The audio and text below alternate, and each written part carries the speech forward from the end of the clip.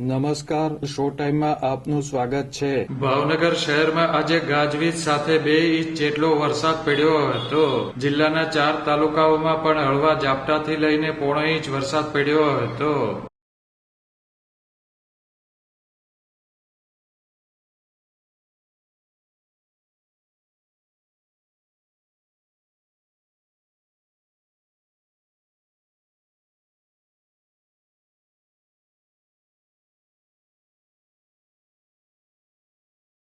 ભાવનગર શહેરમાં આજે બપોરના સમયે વરસાદનું આગમન થયું હતું। શહેરમાં ગાજવીજ સાથે વરસાદ તૂટી પડ્યો હતો।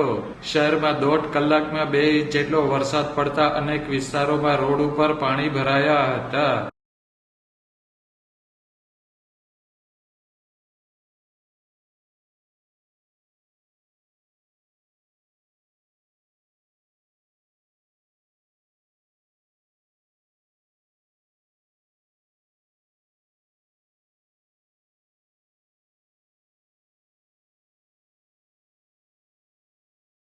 ભાવનગર શહેર ઉપરાંત જિલ્લાના જેસરમાં પોણો ઇંચ વરસાદ પડ્યો હતો, જ્યારે ઘોઘા, ગારિયાધાર અને મહુવા પંથકમાં પણ વરસાદના હળવા ભારે ઝાપટા પડ્યા હતા।